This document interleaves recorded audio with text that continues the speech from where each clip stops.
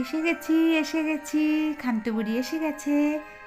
কিছু কিছু গল্প ঠাকুরমার ঝুলি থেকে আমি বলে রাখি, আর বাকিটা তোমরা পড়বে বা শুনবে, কেমন?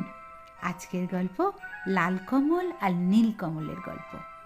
নদীর ধারে বাঁশ বন ছিল, আর সেখানে একজন কৃষাণ সে বনের বাঁশ কাটছিল।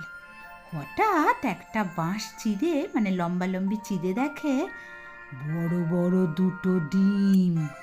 ওরে বাবা, বাঁশের ভেতর ডিম! ও ফেলে দিয়েছে, আর যেই ফেলে দিয়েছে ডিমটা ফেটে গেছে। একটা লাল ডিম থেকে লাল রাজপুত্র, আর নীল ডিম থেকে নীল রাজপুত্র বেরিয়ে এসছে। উমা! তারা বেরিয়ে টং টং করে সোজা হেঁটে চলে গেল। এটা দেখে তো কিষাণ অজ্ঞান হয়ে পড়ে গেল। তারপর যখন উঠে বসলো, তখন দেখে কি লাল ডিমের খোলসে সোনা, আর নীল ডিমের খোলসটা লোহা হয়ে গেছে। তখন কিষাণ কি করে, লোহা দিয়ে কাস্তে বানিয়ে ফেললো, সোনা দিয়ে ছেলের বইয়ের অলংকার মানে গয়না বানিয়ে ফেললো। এদিকে রাজপুত্ররা কি করলো, তারা দুজন রাজপুত্র এক রাজার রাজ্যে গেল। সেই রাজ্যে খুব খোক্ষসের ভয়, রাক্ষস খোক্ষসের ভয়। রাজার খুব চিন্তা, সব মন্ত্রীকে খোক্ষস খেয়ে ফেলে, কি করা যায়? তখন রাজা ঘোষণা করল, যে কোনো জোড়া রাজপুত্র যদি খোক্ষস মারতে পারে, তাহলে আমার জোড়া পরীর মতো রাজকন্যা আছে, তাদের সাথে ওদের বিয়ে দেবো, আর পুরো রাজত্ব ওদেরকে দিয়ে দেবো। এই খবর পেয়ে লালকমল আর নীলকমল জোড়া রাজপুত্র রাজার কাছে গিয়ে বলল, আমরা খোক্ষস মারতে এসেছি। রাজার মনে একটু সন্দেহ হচ্ছিল, বই কি চেনে না জানে না, হঠাৎ করে খোক্ষস মারতে এসছে, আদৌ পারবে কিনা। কিন্তু রাজা বললেন, আচ্ছা, তোমাদেরকে একটা ঘর দিচ্ছি, সেখানে যাও। লালকমল নীলকমল একটা ঘরে গেল। নীলকমল তরোয়াল নিয়ে, লালকমল তরোয়াল নিয়ে প্রস্তুত। রাত্রির একটা প্রহর গেল, দুটো প্রহর গেল, কেউ আসছে না।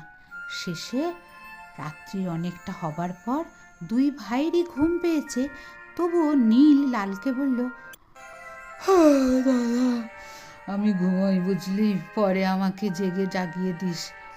কিন্তু যদি ওরা আসে, যদি নাম জিজ্ঞেস করে, কখনো তোর নাম বলবি না, আমার নাম বলবি। ব্যাস ঠিক আছে। নীলকমল ঘুমিয়ে পড়ল, আর লালকমল তরোয়াল নিয়ে সজাগ হয়ে বসে রইল।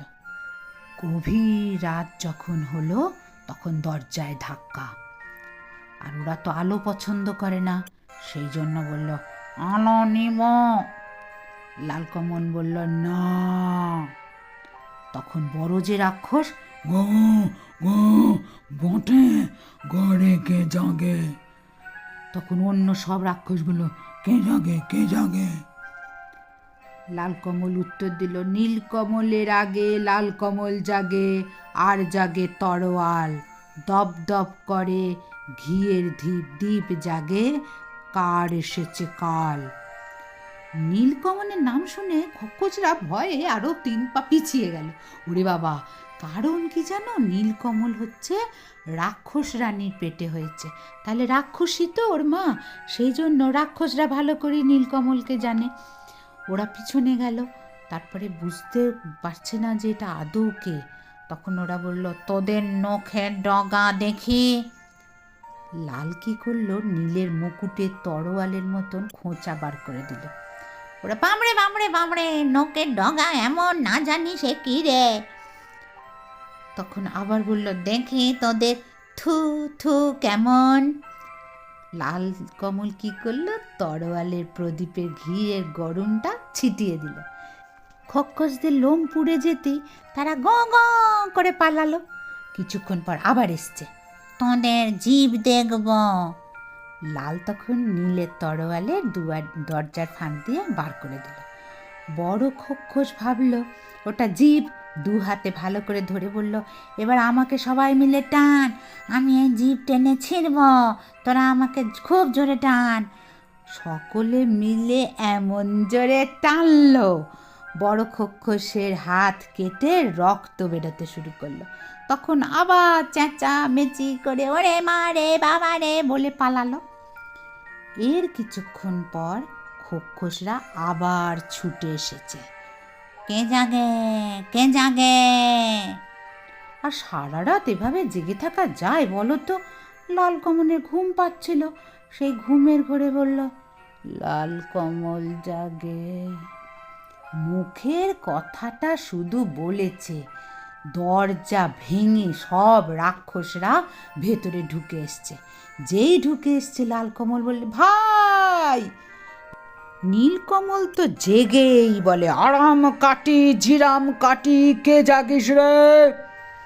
দেখ তো দুয়ারে মোর ঘুম ভাঙে কে? নীলকমলের সারাতেই তো খোকসরা প্রায় আধমরা। তারপরে ঘিয়ের প্রদীপটা জেলে ওদের ওপর ঢেলে খোকসদের কেটে ফেলল। নীলকমলের হাতে পড়ে ওদের একেবারে অবস্থা মনে হচ্ছে যেন টিকটিকি। খোকস টোকস মেরে দুই ভাই নিশ্চিন্তে এবার ঘুমোতে গেল।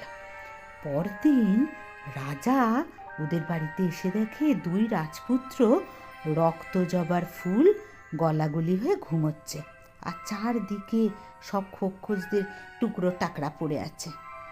ব্যাস, রাজা খুব খুশি হয়ে ধন্য ধন্য করলো। রাজার রাজত্ব জোড়া রাজকন্যা দুই ভাইকে দিয়ে দিল। কেমন মজার গল্প বলো তো! আর লাল কমল নীলকমলকে নিয়ে অনেক গল্প আছে, তোমরা পড়বে কিন্তু।